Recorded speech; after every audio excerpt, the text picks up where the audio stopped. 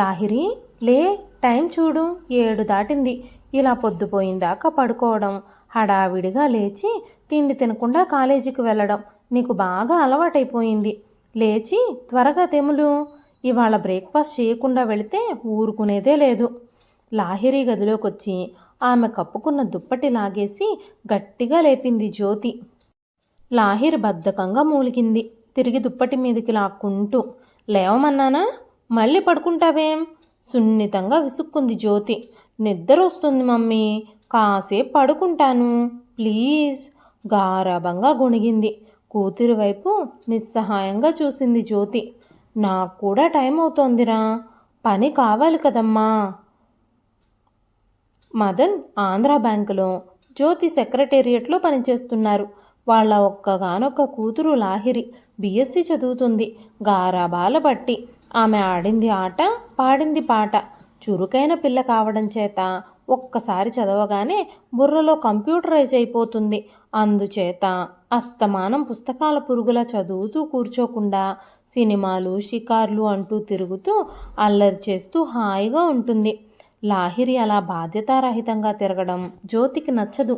చదువుకోకుండా, ఇంట్లో పని పాట చూసుకోకుండా అట్లా తిరగొద్దని, కొంచెం భయభక్తులు నేర్పాలని జ్యోతి వాదిస్తూ ఉంటుంది.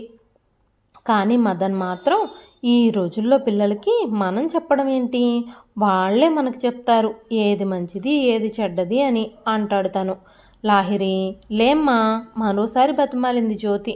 లాహిరి విసుగ్గా దుప్పటి విసిరేసి, అబ్బా కాసేపు పడుకోనివ్వవేం మమ్మీ అంటూ మంచం మీద నుంచి విసురుగా దిగబోయి తూలిపడింది. జ్యోతి చటుక్కున పట్టుకొని, నెమ్మదిగా దిగు, పడిపోతావు. నా మీద కోపంతో విసురుగా దిగితే దెబ్బ తగిలేది నీకు, నాకు కాదు అంది. లాహిరి ఒక్కసారి తల విదిలిచ్చి, కళ్ళు తిరుగుతున్నాయి మమ్మీ, వాంతయ్యేలా ఉంది అంది తల చేతుల్లో పట్టుకొని కూర్చుని. ఎందుకు, ఏమైంది? కంగారుగా లాహిరి తల గుండెలు కాంచుకుంది జ్యోతి. ఏమో తెలియడం లేదు, నీరసంగా అంది. ఇంట్లో చక్కని టిఫిన్లు, శుభ్రంగా వంట చేస్తే తినకుండా ఆ రోడ్ల మీద బండ్ల దగ్గర నుంచుని అడ్డమైన గడ్డి తింటావు, వాంతులవ్వకేమవుతాయి? కోప్పడింది జ్యోతి. వీళ్ళిద్దరి గొడవ విన్న మదన్ వాళ్ళ దగ్గరగా వచ్చి లాహిరిని దగ్గరకు తీసుకొని, ఏం జరిగిందిరా అని అడిగాడు. నాకు గిడ్డీనెస్ వస్తుంటే మమ్మీ చూడు డాడీ తిడుతుంది, గారాబంగా అంది. ఏంటి జ్యోతి, తనకు ఆరోగ్యం బాగోలేకపోతే డాక్టర్ దగ్గరికి తీసుకెళ్లకుండా ఇలా గొడవ చేస్తావేమిటి? జ్యోతి మూతి తిప్పింది. కాస్త తేనె నిమ్మరసం తాగితే అన్నీ తగ్గుతాయి, ఈ మాత్రానికే డాక్టర్ ఎందుకట? కాదు మమ్మీ, నాకు ఎలాగో ఉంది అంటూనే పరిగెత్తుకుంటూ వాష్ బేసిన్ దగ్గరికి వెళ్ళి వాంతి చేసుకుంది. హఠాత్తుగా కూతురు అలా ఇబ్బంది పడడంతో భార్యాభర్తలిద్దరూ కంగారు పడ్డారు. వెంటనే చేతిలో పని ఆపేసి గబగబా తయారయ్యి జ్యోతి లాహిరిని తీసుకొని ఆటోలో డాక్టర్ దగ్గరికి పరిగెత్తింది. డాక్టర్ వసుమతి లాహిరిని లోపలికి తీసుకెళ్ళి పరీక్ష చేసింది. ఆకలి బాగా ఉందా? నిద్ర పడుతోందా? కడుపు నొప్పి వస్తోందా? పీరియడ్స్ రెగ్యులర్గా వస్తున్నాయా అంటూ చాలా ప్రశ్నలు వేసింది. లాహిరికి అన్నీ సరిగ్గానే ఉన్నా ఈ మధ్య పీరియడ్స్ రెగ్యులర్గా లేవు. 2 నెలలైంది డాక్టర్, రెగ్యులర్గా లేవు చెప్పింది లాహిరి. 2 నెలలా? డాక్టర్ మరికొన్ని పరీక్షలు చేసి చిరునవ్వుతో అంది. కంగ్రాట్స్ అమ్మా, నువ్వు అమ్మవి కాబోతున్నావు. లాహిరి తెల్లబోయి చూసింది. నాన్ సెన్స్, తను తల్లి కాబోవడం ఏమిటి? విసుగ్గా చూసింది డాక్టర్ వైపు. ఆవిడ వాష్ బేసిన్ దగ్గర చేయి కడుక్కొని నాప్కిన్తో తుడుచుకుంటూ వచ్చి కుర్చీలో కూర్చొని ప్రిస్క్రిప్షన్ రాస్తూ జ్యోతితో అంది. మీ అమ్మాయేనా? మీరు అమ్మమ్మ కాబోతున్నారు. తన పక్కనే అణుబాంబు పడినట్టు నిర్ఘాంతపోయి చూసింది జ్యోతి. వాట్? నేను? లాహిరి అంటూ తడబడింది. లాహిరి అమ్మ కాబోతోంది అని చెప్పింది. ఆవిడ తల వంచుకొని మందులు రాస్తూ ఉంది. లాహిరి స్ట్రెచ్చర్ మీద నుంచి లేచి తల్లి పక్కన కుర్చీలో కూర్చుంది. ఆ అమ్మాయికంతా అయోమయంగా ఉంది. లాహిరి మనస్తత్వం చిన్నపిల్లల మనస్తత్వం. అల్లరి, చిన్నపిల్లల అల్లరి. అలాగని చిన్నపిల్ల కాదు, గర్భం ఎలా వస్తుందో తెలియని అమాయకురాలు అస్సలే కాదు. కానీ కొన్ని విషయాలు, చాలా విషయాలు సీరియస్గా ఆలోచించకపోవడం ఆమె స్వభావం. అలాంటి వాటిల్లో పెళ్లికి ముందే సెక్స్, పెళ్లి కాకుండా జీవితం అనుభవించడం ఆమె దృష్టిలో తప్పు కాదు. అలాగని దానికోసం జీవితం నాశనం చేసుకుంటూ తిరగడము ఆమె అభిమతం కాదు. అవకాశం వచ్చినప్పుడు అనుభవించడంలో తప్పేం లేదు అన్నది ఆమె వాదన. ఆ మధ్య ఒక ప్రముఖ మాసపత్రిక వాళ్ళు పెళ్లికి ముందు సెక్స్ గురించి యువతీ యువకుల అభిప్రాయాలు సేకరించినప్పుడు తన అభిప్రాయాన్ని నిర్మోహమాటంగా నిర్భయంగా చెప్పింది. అలా చెప్పిందని కానీ కూతురికి ఇలాంటి అభిప్రాయాలు ఉన్నాయన్న సంగతి కానీ ఇటు జ్యోతికి కానీ అటు మదన్కి కానీ తెలియనే తెలియదు. అయితే డాక్టర్ చెప్పిన వార్త విన్న తర్వాత ఇలాంటి ఇబ్బందులు ఉంటాయి అన్న సంగతి మొట్టమొదటిగా తెలుసుకున్న లాహిరి అసలు ఇది ఎలా జరిగింది అని ఒక్కసారి గతం గుర్తు చేసుకుంది. ఆ రోజు లాహిరి కాలేజీకి వెళ్ళేటప్పటికే క్లాసులు జరగడం లేదు. స్టూడెంట్స్ అంతా ఆవరణలోనే నిల్చునున్నారు. క్లాస్లో అల్లరి చేస్తున్నాడని ఒక విద్యార్థిని లెక్చరర్ క్లాస్ నుంచి బయటికి పంపించేశాడు. లెక్చరర్కి వ్యతిరేకంగా ఆ క్లాస్ వాళ్ళందరూ కలిసి మొత్తం కాలేజీలో అన్ని క్లాసులు బాయ్కాట్ చేశారు. చెయ్యని వాళ్ళని స్టూడెంట్ యూనియన్ నాయకులు వచ్చి దగ్గరుండి చేయించారు. వెహికల్ పార్క్ చేసి వచ్చిన లాహిరి తన క్లాస్మేట్స్ కోసం చూసింది. అమ్మాయిలంతా అప్పటికే వెళ్ళిపోయారు. కొందరు ఇంకా కాలేజీకే రాలేదు. వినోద్, వేణు, అజయ్ మరికొంతమంది ఆ లెక్చరర్కి వ్యతిరేకంగా నినాదాలిస్తున్నారు. లాహిరిని చూసిన అజయ్ ఆమె దగ్గరగా నడిచి, నువ్వు కూడా మాతో పాటు స్ట్రైక్ చేస్తావా, లేదంటే ఇంటికి వెళ్ళిపోతావా లాహిరి అని అడిగాడు. నేను రెండూ చేయను, సినిమాకి వెళతాను. ఇంతకీ ఏమిటి సంగతి అంటూ అడిగింది లాహిరి. నిన్న బీఎస్సీ క్లాస్లో పవన్ లెక్చరర్ని సరదాకి ఏదో నిక్నేమ్ పెట్టి పిలిచాడట. ఆయన సీరియస్గా తీసుకొని వాడిని క్లాస్ బయటికి పంపించాడు. ఓ, ఎవరు బాబు ఆ లెక్చరరు? కాలేజ్ వాతావరణానికి కొత్త కాబోలు అంటూ నవ్వింది లాహిరి. ఓకే, నేను వెళ్ళిపోతాను, నువ్వు కూడా వస్తావా, మనిద్దరం ఎటన్నా వెళదాం అడిగింది. అజయ్ చుట్టూ చూస్తూ, నువ్వు పిలిస్తే రాననడానికి మనసు రావడం లేదు, కానీ వాళ్ళు చూశారంటే గొడవ చేసేస్తారు. ఓ పని చెయ్యి, నువ్వు ముందు వెళ్ళిపో, నేనెవ్వరూ చూడకుండా నిన్ను చౌరస్తా దగ్గర కలుస్తాను. ఓకే ఓకే అంటూ బైక్ దగ్గరకు నడిచింది లాహిరి. ఆమె వెళ్ళిన 5 నిమిషాలకి ఆమెను అనుసరించాడు అజయ్. చౌరస్తా వద్ద అజయ్ కోసం చూస్తూ ఉన్న లాహిరి అతన్ని చూడగానే ఎక్కడికి వెళదాం అంటూ అడిగింది. మార్నింగ్ షోకి వెళదామా అన్నాడు అతను. ఓకే. 2 వెహికల్స్ సంగీత్ వైపు బయలుదేరాయి. ఇంగ్లీష్ సినిమా మార్నింగ్ షో చూసి బయటకు వచ్చాక అన్నది లాహిరి. అజయ్, మా ఇంటికి వెళదామా అని. 2 వెహికల్స్ పద్మారావు నగర్ వైపు బయలుదేరాయి.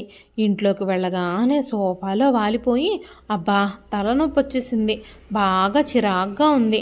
అజయ్, నువ్వు టీవీ చూస్తూ ఉండు, నేను స్నానం చేసి వస్తాను అంటూ లోపలికి వెళ్ళిపోయింది లాహిరి.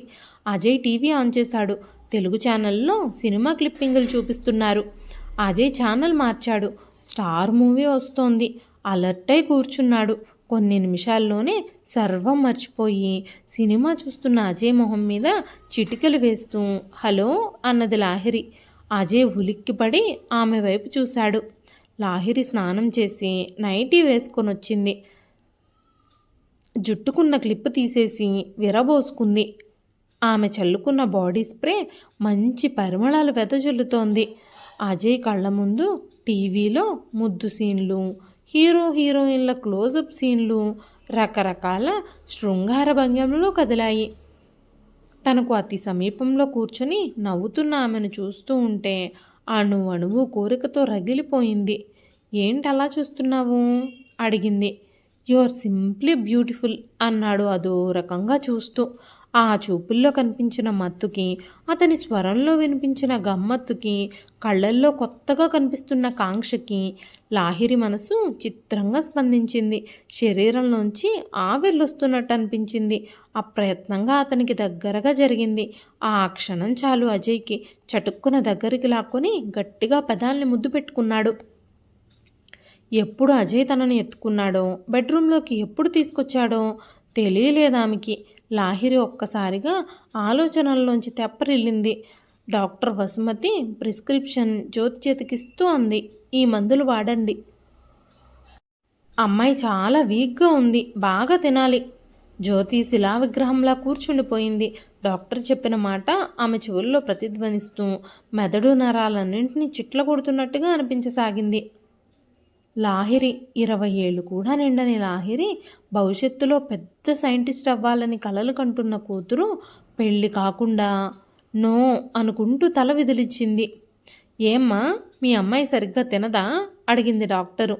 లాహిరికి అన్నం తినడం, ఇడ్లీ దోశలు తినడం అంటే చిరాకు. ఆకలేస్తే క్యాడ్బరీ చాక్లెట్లు తినేస్తూ ఉంటుంది.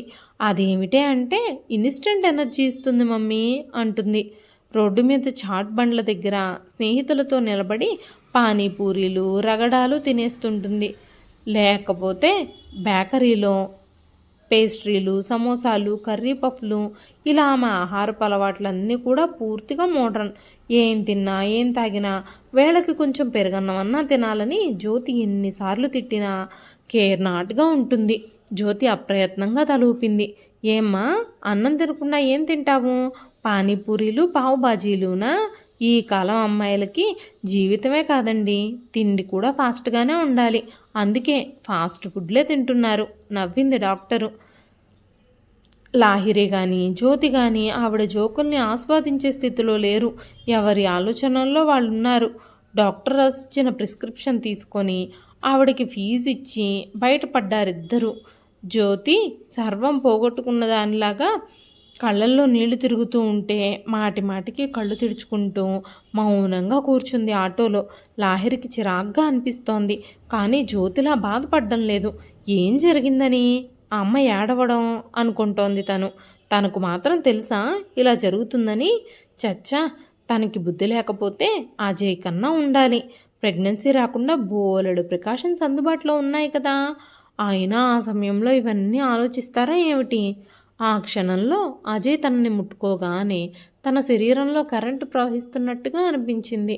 ఆ అనుభూతి ఎంతో మధురంగా హాయిగా అనిపించింది. అంతే, ఎంజాయ్ చేయాలనిపించింది. అయినా ఒక్కసారిగా కడుపు వచ్చేస్తుందా? ఎలా? ఛా, ఈ ప్రెగ్నెన్సీ బాధ లేకపోతే ఇప్పుడు మాత్రం ఏం పోయిందిలే, అబార్షన్ చేయించుకుంటే సరి. Auto gate ముందాగింది. జ్యోతి చటుక్కున దిగి చేతిలో పట్టుకున్న డబ్బులు డ్రైవర్ చేతిలో పెట్టి పరుగులాంటి నడకతో లోపలికి వెళ్ళిపోయింది. లాహిరి కూడా దిగి నెమ్మదిగా నడిచి హాల్లోకి వెళ్ళి సోఫాలో కూర్చొని కాళ్ళు టీపాయ్ మీదకి చాచుకుంది. జ్యోతి 10 నిమిషాల తర్వాత ఎర్రబడ్డ కళ్ళతో చివ్వున వచ్చి లాహిరి రెక్కపుచ్చుకొని బరాబరా బెడ్రూమ్లోకి లాక్కెళ్ళి గట్టిగా అడిగింది. వాడెవడో చెప్పవే, మేం వెళ్ళి మాట్లాడి పెళ్ళికి ముహూర్తం పెట్టిస్తాము. ఎవరు? ముహూర్తం ఏమిటి? ఆశ్చర్యంగా చూసింది లాహిరి. ఎవరా? నీకసలు భయం కానీ బాధ కానీ దిగులు కానీ ఏమీ లేవా? నేనడిగిందాకా ఎవరు చెప్పవా? కూతురు వాలకం చూసి విస్తుబోతూ అడిగింది జ్యోతి. మమ్మీ, అజయ్ నేను అనుకోకుండా ఒకరోజు టెంప్ట్ అయ్యాము, ఎంజాయ్ చేశాము. నాకేం తెలుసు ఇలా జరుగుతుందని? జ్యోతి తెల్లబోయి చూసింది. ఎంత తేలిగ్గా చెబుతుంది. ఎంజాయ్ చేసిందట. చాట్ బండార్లో కూర్చుని పానీపూరులు తినడమా, లేక ఏసీ హాల్లో కూర్చుని సినిమా చూడడమా? ఎంజాయ్ చేసిందంట, ఎంజాయ్. ఇదంతా తను చేసిన గారాబం ఫలితమా? మదన్ ఇచ్చిన అతి చనువా, లేక స్వేచ్ఛ పేరుతో ఈ తరం అమ్మాయిలు వేసే వేలం వేరే వేషాలా? బుద్ధి లేకుండా మాట్లాడుకు. వాడి పేరు అడ్రస్సు చెప్పు. నిన్ను కన్న పాపానికి మేం వెళ్ళి వాళ్ళ కాళ్ళు పట్టుకుని బ్రతిమాలుకుంటాం. ఆ 3 ముళ్ళు వేయిస్తాం. నాన్ సెన్స్, కోపంగా అరిచింది లాహిరి. ఏంటి, అజయ్తో నా పెళ్లి జరిపిస్తారా? చస్తే చేసుకోను. నిర్ఘాంతపోయింది జ్యోతి. ఏమిటి, అజయ్ని పెళ్లి చేసుకోవా? మరి చేసుకోను. అజయ్ని పెళ్లి చేసుకోవడం ఏంటి మమ్మీ? అజయ్ నా బాయ్ ఫ్రెండ్. తనని నేను ఎప్పుడూ భర్తగా భావించలేదు. నాకు పెళ్లి మీద చాలా కోరికలు ఉన్నాయి. జ్యోతి నోట మాట రాందనిలాగా చూస్తూ ఉండిపోయింది. అజయ్తో తొందరపడి కడుపు తెచ్చుకొని ఏ ధైర్యంతో అతన్ని చేసుకోనంటుంది? పైగా పెళ్లి మీద చాలా కోరికలున్నాయి అని ఎంత నిర్భయంగా చెబుతోంది. దీన్ని ధైర్యం అనాలా, తెగింపు అనాలా, అమాయకత్వం అనాలా? జ్యోతికి తన చిన్నప్పుడు పక్కింటి సుజాత కాలు జారి కడుపొచ్చిందని ఆత్మహత్య చేసుకోవడం గుర్తుకొచ్చింది. ఇదేమిటి, లాహిరి ఎలా మాట్లాడుతుంది? తన కూతురు తప్పు చేసింది. అమాయకత్వంతోటో తెలివి తక్కువతోటో కూతురు చేసిన తప్పుని కడుపులో దాచుకుని క్షమించి కూతురు భవిష్యత్తు నిలబెట్టడం తల్లిగా తన బాధ్యత. జరిగిన సంఘటన తలుచుకుంటూ కూతుర్ని తిడుతూ దురదృష్టమని కర్మ అని నెత్తిన చేతులు పెట్టుకుని కూర్చుంటే లాహిరి జీవితం నాశనం అయిపోతుంది. రభస చేసి తమ వ్యక్తిగత విషయాలని తామే వీధిన పడేసుకున్నందువలన ఒరిగేదేమిటి? అతనెవరో తెలుసుకొని కులం గోత్రం వంశం ఆస్తి అంతస్తు ఏమీ చూడకుండా అతనికిచ్చి పెళ్లి చేయడమే తక్షణ కర్తవ్యం. కానీ ఇదేంటి ఇలా అంటోంది? జ్యోతికి ఏం చేయాలో తోచలేదు. మదన్ ఆఫీస్ నుంచి ఫోన్ చేసి డాక్టర్ ఏమన్నారు, ఏమిటి సంగతి అని అడిగితే, నువ్వు సాయంత్రం ఇంటికి త్వరగా వచ్చేసేయి, నేను ఈరోజు ఆఫీస్కి వెళ్ళడం లేదు అని చెప్పింది జ్యోతి. లాహిరి మామూలుగా తిరుగుతూ ఉంటే పిచ్చిదానిలా చూస్తూ అలా కూర్చుండిపోయింది. మదన్ ఇంటికి వచ్చిందాకా. సాయంత్రం ఇంటికి వచ్చిన మదన్ జ్యోతి చెప్పిందంతా విని షాక్ తగిలినట్టు అయిపోయాడు. లాహిరి ఇలాంటి పని చేసిందా? తన కూతురు అమాయకురాలనుకుంటోన్న తన గారాల కూతురు ఇంత పెద్దదైపోయిందా? అతనికేం అంతు పట్టడం లేదు. మిగతా విషయాలు మాట్లాడినట్టు కూతురుతో ఈ విషయం మాట్లాడలేకపోయాడు. లాహిర్ వచ్చి పలకరించిన మొహం తిప్పుకొని వెళ్ళిపోయాడు. జ్యోతికే నిర్ణయం వదిలేశాడు. అజయ్ని లాహిరి ప్రేమించిందేమో అనుకున్న మదన్ ప్రేమించిన వాడితో పెళ్లి వద్దంటే లాహిరి ఏ ఆగాయిత్యం చేసుకుంటుందోనని భయపడ్డాడు. కానీ లాహిరి చెప్పిన సమాధానాలు అతనికి మతిపోయేలా చేశాయి. తల్లి తండ్రి ప్రవర్తన లాహిరికి నచ్చలేదు. తనేం చేసిందని ఎలా ప్రవర్తిస్తున్నారు వీళ్ళిద్దరూ? అబార్షన్ చేయించుకుంటే పోయేదేగా, ఎందుకు ఇలా ఏడుస్తున్నారు వీళ్ళిద్దరూ? దాదాపు 3 నెలల క్రితం తన క్లాస్మేట్ సుజాత అనే అమ్మాయి మరో క్లాస్మేట్ని ప్రేమించి ప్రెగ్నెన్సీ వచ్చాక పెళ్లి చేసుకోనన్నాడని ఆత్మహత్య చేసుకుంది. ఆ తర్వాత వాళ్ళ అమ్మ వాళ్ళు పరుగు పోయిందని ఈ ఊరు వదిలిపెట్టి వెళ్ళిపోయారు. తనేం అలా చేయడం లేదే. 2 రోజులు గడిచాక లాహిర్ జ్యోతితో అన్నది, మమ్మీ రేపు నేను డాక్టర్ దగ్గరకు వెళ్ళి అబార్షన్ చేయించుకుంటాను. మళ్ళీ 2 రోజుల్లో కాలేజీకి వెళ్ళిపోవచ్చు.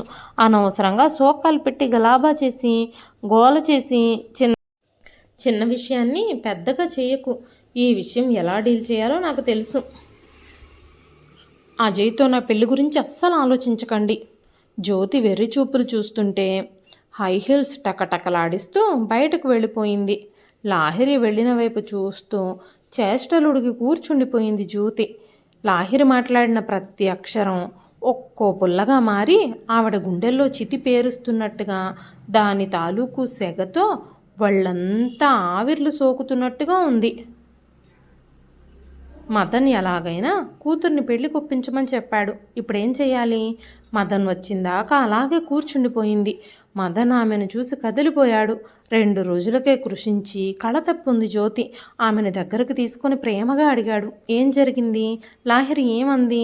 ఆ ఆప్యాయతకి చలించిపోతూ అతని ఒళ్ళో వాలిపోయి వెక్కి వెక్కి ఏడవసాగింది జ్యోతి. అది అతన్ని పెళ్లి చేసుకోదట, ఎంజాయ్ చేసిందట, అబార్షన్ చేయించుకుంటుందట. ఒక్కో అక్షరం కూడా తీసుకుంటూ ఆమె చెబుతున్న మాటలు వింటుంటే మదన్కి కాసేపు తనేం వింటున్నాడో ఏమీ అర్థం కాలేదు. అర్థమయ్యాక అతనికి మతి పోయినట్టయింది. లాహిరి ఇంతగా అడ్వాన్స్ అయ్యిందా? ఇలాగ తెగించిందా? దీన్ని తెగింపు అనాలా, మితిమీరిన స్వేచ్ఛ అనాలా? ఆడపిల్ల కోరుకునే స్వేచ్ఛ ఇదేనా? చదువుకోవడానికి, తిరగడానికి, మాట్లాడడానికి, నవ్వడానికి, కదలడానికి, మెదలడానికి, ఉద్యోగం చేయడానికి, పెళ్ళికి, పిల్లల్ని కనడానికి మాకు స్వేచ్ఛ ఉండకూడదా? మా హక్కుల్ని ఎందుకు కాలరాస్తున్నారు అని గొంతెత్తి సభల్లో అరిచి సంపాదించుకున్న స్వేచ్ఛా పరిణామమా ఇదంతా? మదన్ నా మాట వినడం లేదు, నువ్వన్నా చెప్పు, దీనంగా అన్నది జ్యోతి. మదన్ నిట్టూర్చాడు. తల్లిగా నువ్వు సాధించలేనిది తండ్రిగా నేను సాధించగలనా? కానీ ఎలా జరిగితే అలాగే జరుగుతుంది. రేపు డాక్టర్ దగ్గరికి వెళ్ళి జరిగింది చెప్పి ఆ కాస్త తీయించేసి తీసుకురా. మళ్ళీ కన్నెపిల్లగా మారాక దానికి నచ్చిన వాడిని వెతికి కన్యాదానం చేద్దాం. స్వరం వణికింది. అయితే వాళ్ళనుకున్నట్టుగా డాక్టర్ దగ్గర పని సులభం అవ్వలేదు. అందుకు కారణం లాహిరి చాలా బలహీనంగా ఉండడం, అప్పటికే 3వ నెల దాటడం. జ్యోతి నవనాడులు కురుంగిపోయాయి. భార్యాభర్తలిద్దరూ 2 రోజుల పాటు చేష్టలుడిగిపోయి నిస్సత్తువగా ఉండిపోయారు. మనసులో కుమిలిపోతూ ఇద్దరూ కలిసి లాహిరికి నచ్చ చెప్పడానికి ప్రయత్నించారు, తిట్టారు.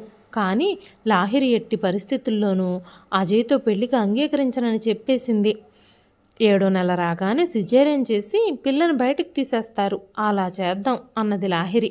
వాళ్ళిద్దరికీ నోట మాట రాలేదు. ఇలాంటి విషయాలన్నీ ఈ పిల్లకెలా తెలిసాయి?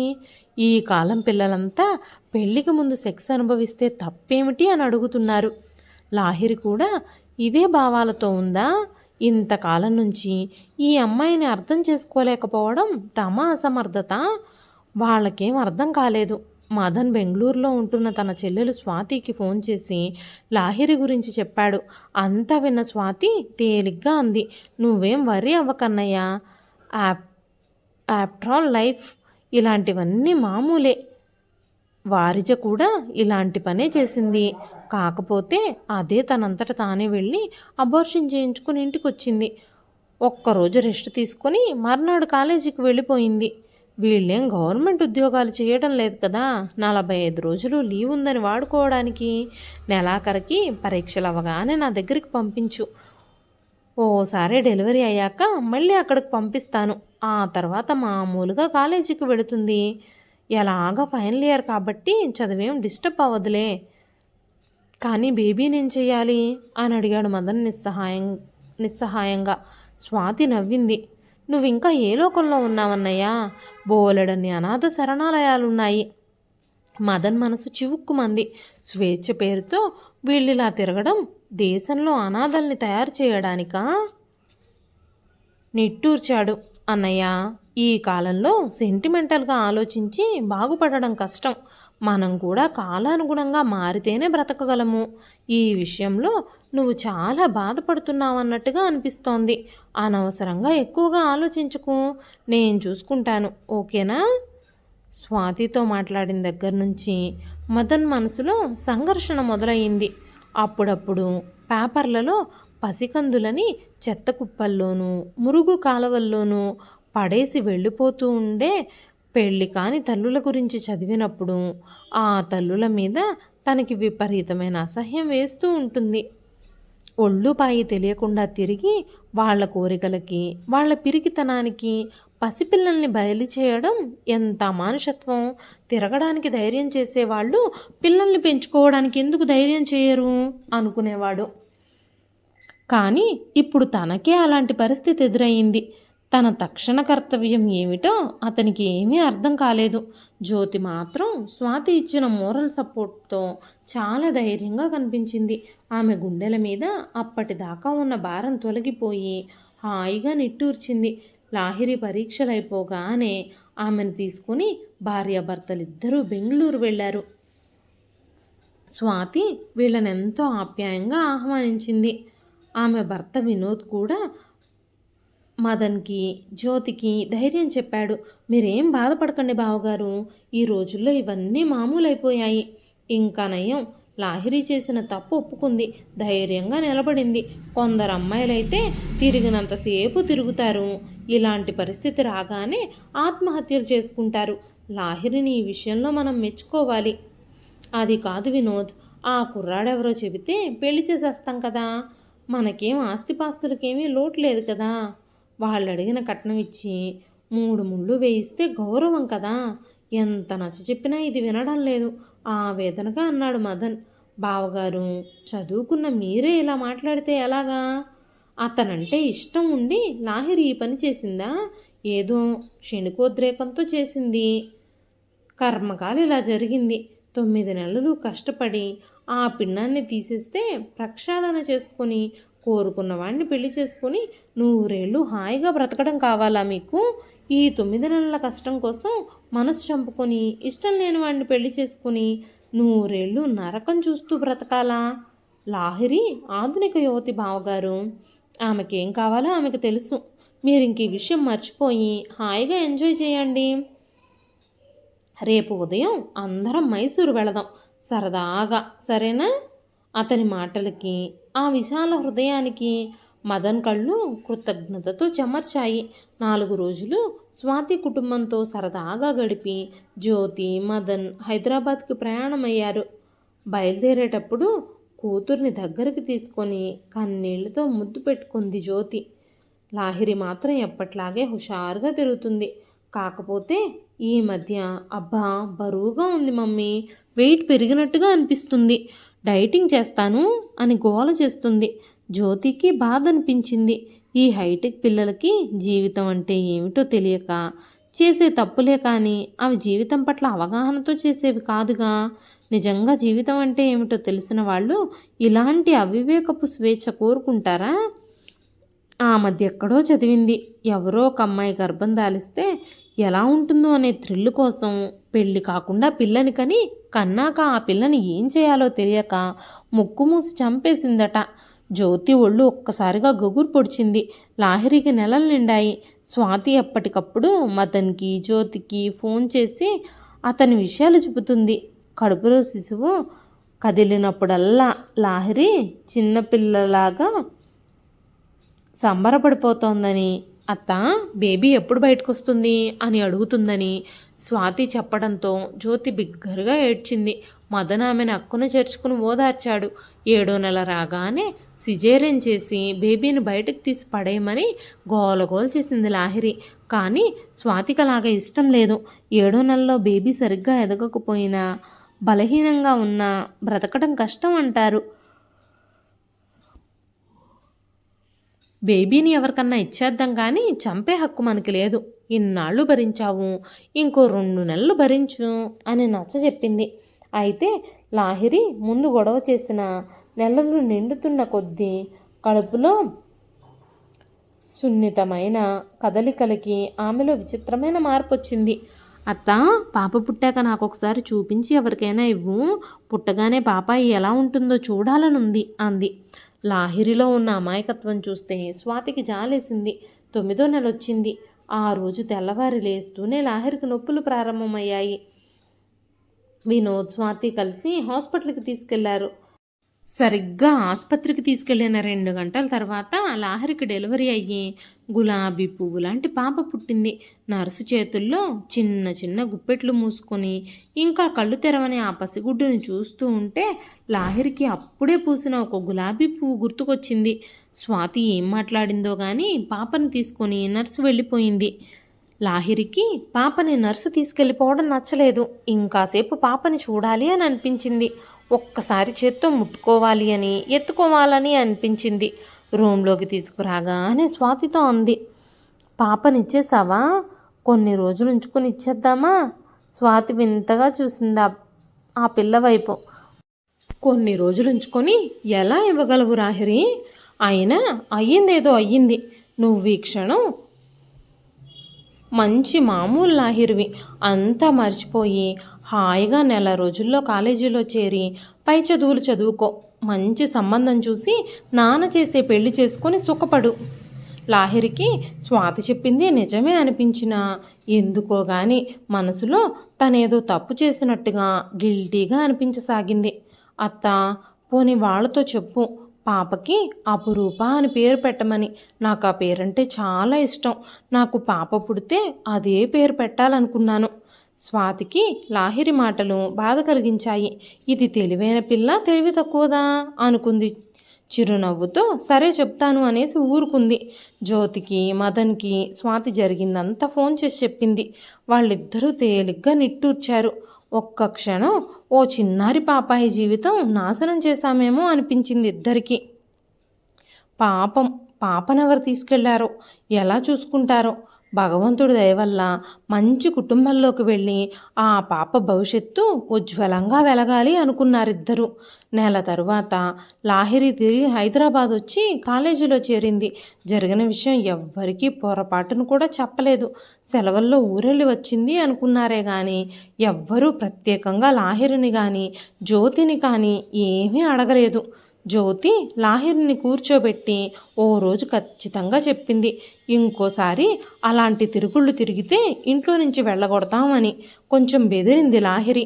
అంతేగాక అజయ్కి ఈ విషయం చెప్పకు, రేపెప్పుడైనా అడ్వాంటేజ్గా తీసుకుంటాడు, ఏం జరగనట్టే ఉండు, ఇంకోసారి వాడితో ఒంటరిగా కనిపిస్తే మాత్రం బాగుండదు అని వార్నింగ్ కూడా ఇచ్చింది జ్యోతి. లాహిరిలో మునుపటి చిలిపితనం, నిర్లక్ష్యం పోయి కొద్దిగా హుందాతనం వచ్చింది. అది బహుశా పొందిన చేదు అనుభవం వల్ల కావచ్చు, లేక వయసు తెస్తున్న మార్పు కావచ్చు. ఇది వరకులా చాట్ బండారాల్లో కాకుండా ఇంట్లోనే అన్నం తింటుంది. మధ్య మధ్య తెల్లటి టవల్ మధ్య గులాబీ పువ్వు లాంటి పాప కళ్ళ ముందు కనిపిస్తూ ఉంటే పాప ఎక్కడుందో ఏం చేస్తుందో అనుకోసాగింది. ఓ రోజు స్వాతికి ఫోన్ చేసి, అత్త, పాపని ఎవరు తీసుకున్నారు, ఏం పేరు పెట్టారు, అపురూప అని పెట్టమన్నానని చెప్పావా అని అడిగింది. అది విన్న జ్యోతి మండిపడింది. వెధవ పని చేసేటప్పుడు లేని ప్రేమ, శ్రద్ధ ఇప్పుడు కావాల్సి వచ్చాయా? ఎన్నిసార్లు చెప్పాను నీకు ఇంకా విషయం ఆలోచించొద్దని అంటూ అరిచింది జ్యోతి. తల్లిని అంత కోపంగా మొదటిసారి చూసిన లాహిరి బెదిరిపోయింది. కానీ కనీసం తన పాపని తలుచుకోవడానికి కూడా తనకి హక్కు లేదా అనిపించి బాధపడింది. అప్పుడప్పుడు కలలో తెల్లటి టవల్ మధ్య కళ్ళు మూసుకొని గుప్పిట్లు మూసుకొని ఉన్న పాప అచ్చు గులాబీలా కనిపిస్తూ ఉండడంతో ఒక్కసారి నిద్రలేచి అలా కూర్చొని ఆలోచిస్తూ ఉండిపోయేది. అన్నీ మర్చిపోవడానికి, ముఖ్యంగా పాపని మర్చిపోవడానికి చదువు మీద దృష్టి కేంద్రీకరించింది. ఎప్పుడైనా టీవీ చూస్తున్నప్పుడు చిన్న పాపల అడ్వర్టైజ్మెంట్స్ కనిపిస్తే మనసు విలవిల్లాడిపోతూ ఉండేది. ఆ రోజు ఆదివారం. లాహిరి స్నేహితురాలు లలితని ఆ రోజు ఉదయం పెళ్లి కూతుర్ని చేస్తున్నారు. మర్నాడే ఆమె పెళ్ళి. లాహిరి ఉదయాన్నే లేచి లలిత కోసం కొన్న పట్టుచీర, జాకెట్టు, పూలు తీసుకొని లలిత వాళ్ళింటికి వెళ్ళింది. అయితే ఆమె వెళ్ళేటప్పటికీ ఆ ఇంట్లో శుభకార్యం జరుగుతుంది అన్న హడావిడి కానీ ఆనవాలు కానీ లేదు. లాహిరి సందేహిస్తూ లోపలికి అడుగు పెట్టింది. ఆమెను చూడగానే లలిత గట్టిగా ఏడుస్తూ వచ్చి లాహిరిని వాటేసుకుంది. ఏం జరిగిందే ఆశ్చర్యంగా అడిగింది లాహిరి. మా చిన్నన్నయ్య కూతురు అముక్తని ఎవరో ఎత్తుకెళ్లారట, తను కనిపించడం లేదు వెక్కుతూ చెప్పింది. ఎత్తుకెళ్లారా? ఎవరు? ఎందుకు? విస్తుపోతూ చూసింది లాహిరి. అదేంటి, పాపను ఎత్తుకుపోవడం ఏమిటి? బంగారమో, డబ్బో, ఫ్రిడ్జో, టీవీయో ఎత్తుకుపోతారు, కానీ పాపను ఎత్తుకుపోవడం ఏమిటే? ఎవరైనా చుట్టాలు సరదాగా బయటికి తీసుకెళ్లారేమో. కాదు కాదు లాహిరి, రాత్రి నుంచి కనిపించడం లేదు.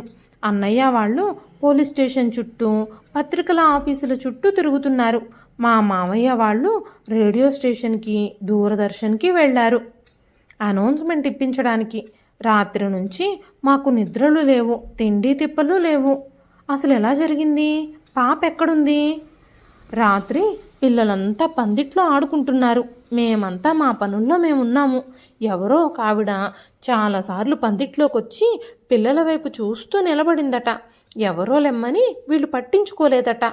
అముక్త అందరిలోకి చిన్నది కదా, మాటి మాటికి కాళ్ళకడ్డం పడుతూ కింద పడిపోయి ఏడుస్తోందని దాన్ని అరుగు మీద కూర్చోబెట్టి 4 బొమ్మలిచ్చి మిగతా పిల్లలంతా ఆడుకుంటున్నారు.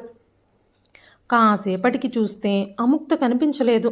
పిల్లలంతా ఇంట్లోకి వాకిట్లోకి తిరుగుతూ అముక్త అముక్త అని పిలుస్తుంటే ఏం జరిగిందా అని మేమంతా బయటకు వచ్చి అడిగితే అముక్త కనిపించడం లేదు అన్నారు. ఎక్కడికి వెళుతుందిలేమని అందరం వెతుకుతుంటే మా పక్కింటి అబ్బాయి అముక్తని ఎవరో లావుపాటావిడ ఎత్తుకొని తీసుకెళ్తోందని, మా చుట్టాలావిడ కాబోలు అనుకున్నానని చెప్పాడు. మై గాడ్, కానీ ఆవిడేం చేసుకుంటుంది పరాయి వాళ్ళ పాపనెత్తుకెళ్ళి? ఈ రోజుల్లో ఎవరి పిల్లలే వాళ్ళకి బరువైపోతుంటే అన్నది లాహిరి. కాదే, పిల్లల్ని ఎత్తుకెళ్ళి రెడ్ లైట్ ఏరియాల్లో అమ్మేస్తారట, లేదంటే కాళ్ళు తీసేసి వ్యాపారం చేస్తారట. ఆ మధ్య పేపర్లో వచ్చింది, చూడలేదు? కన్నీళ్లు తుడుచుకుంటూ అంది లలిత. లాహిరికి ఒళ్ళు ఒక్కసారిగా జలతరించింది. నిజంగానా? భయంగా అడిగింది. అవునే, అందుకే మాకు చాలా భయంగా ఉంది. లలిత పెళ్లి తాత్కాలికంగా ఆగిపోయింది. లాహిరి ఇంటికి వెళ్ళిపోయింది. ఆమె మనసంతా అముక్త, ఆ పిల్ల భవిష్యత్తు అనే ఆలోచనలతో నిండిపోయింది. ఎలా? పాప దొరుకుతుందా? భగవంతుడా, పాప దొరకాలి అనుకుంటూ పడుకుంది. వెంటనే తనకి తన పాప గుర్తుకొచ్చింది. పాపనేం చేసిందో అత్తయ్య? ఎవరికైనా పిల్లలు లేని వాళ్ళకిచ్చిందా? లేదంటే అనాథ శరణాలయంలో చేర్పించిందా? పోనీలే, అనాథ శరణాలయంలో జాగ్రత్తగానే చూసుకుంటారు అనుకుంది కొంచెం తృప్తిగా. లాహిరి ఆ రోజంతా డల్గా ఉండడం గమనించి కారణం అడిగింది జ్యోతి. ఆ ముక్తని ఎవరో ఎత్తుకెళ్ళిపోయారని చెప్పింది. అసలు ఈ రోజుల్లో ఎవ్వరినీ నమ్మలేకపోతున్నాం. అందరూ పక్కలో బల్లాలే అవుతున్నారు. ఎవరు పెద్ద మనుషులో ఎవరు చిల్లర మనుషులో అర్థం అవ్వడం లేదు. అయినా పసిపిల్లలను అలా బయట వదిలేయడం ఏమిటి? బుద్ధుండక్కర్లా విసుక్కుంది జ్యోతి. ఆ రాత్రి లాహిరికి కలలో అందరూ పసిపిల్లలు కనిపించారు. పాకుతూ బుల్లి బుల్లి అడుగులేస్తూ కాళ్ళు చేతులు ఆడిస్తూ ఏడుస్తూ కేరింతలు కొడుతూ పాపాయిలు వందలు వేలు అలా పుట్టలు పుట్టలుగా గుంపులు గుంపులుగా ఎవరో వచ్చారు. కాళ్ళాడిస్తున్న పాపాయిల కాళ్ళు విరగ్గొడుతున్నారు, కళ్ళు పీకేస్తున్నారు, నాలుకలు కోసేస్తున్నారు.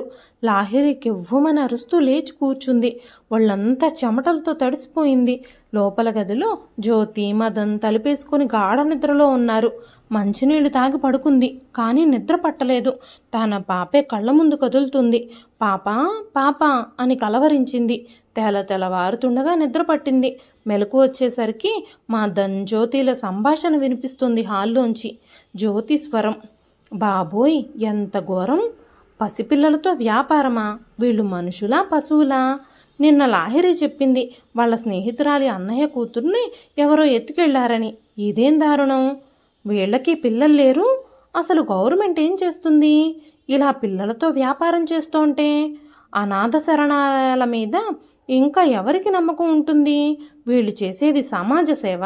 చిచ్చి, చెప్పుకోవడానికి సిగ్గుచేటు. ఇదేనా మన భాగ్యనగర ఘనత? ఇందుకేనా విదేశీయులు మనల్ని చూసి మురిసిపోతోంది? గవర్నమెంట్ ఏం చేస్తుంది జ్యోతి? ఈ రోజుల్లో నీతి ధర్మం అనేవి ఉన్నాయా? సెక్స్ అనేది గుప్పెట్లో మూసి ఉంచాలన్న ఇంగిత జ్ఞానం పోయి విచ్చలవిడిగా మారింది. ఆడపిల్లలు ఒళ్ళు మరిచి తిరగడం, పిల్లల్ని కనడం, దేశంలో అనాథల్ని తయారు చేయడం, ఇదిగో ఇలాంటి వాళ్ళందరికీ పెట్టుబడి లేని వ్యాపారంగా ఆ పిల్లలే ఉపయోగపడుతున్నారు. ఎవరినని ఏ లాభమూ లేదు. ఇవాళ ఉదయాన్నే పసిపిల్లలతో వ్యాపారం అన్న వార్త వినడం మన దురదృష్టం. మదన్ అంటున్నాడు. నిలువెల్లా వణికిపోయింది లాహిరి. ఉప్పెనలా దుఃఖం ముంచుకొచ్చేసింది. దేశంలో అనాథలతోటేగా వీళ్ళంతా వ్యాపారం చేసేది. దిక్కులేని పిల్లలేగా వీళ్ళందరికీ చులకనగా దొరికింది. అనాథలు తయారవడానికి కారణం ఎవరు? ఎవరిది పాపం? నాది, అవును నాదే. లాహిరి బిగ్గరగా ఏడవడం మొదలుపెట్టింది. హాల్లో ఉన్న జ్యోతి మదన్ పరిగెత్తుకుని వచ్చారు. 2 చేతుల్లో మొహం దాచుకుని కుప్పలా కూలిపోయి వెక్కి వెక్కి ఏడుస్తున్న కూతుర్ని చూసి ఇద్దరూ నిశ్చేష్టులై శిలల్లా నిలబడిపోయారు. కొంతమంది ఆడవాళ్ళు తప్పు చేసి వదిలించేసుకుందాం అనుకుంటారు. కానీ వాళ్ళు ఎలా బతుకుతున్నారో తెలియక, ఎక్కడున్నారో అర్థం కాక మనశ్శాంతిగా జీవితాంతం బ్రతకలేరు. ఇదండి ఈరోజు కథ. కథ పేరు అపురూప. రచించిన వారు అత్తలూరి విజయలక్ష్మి గారు.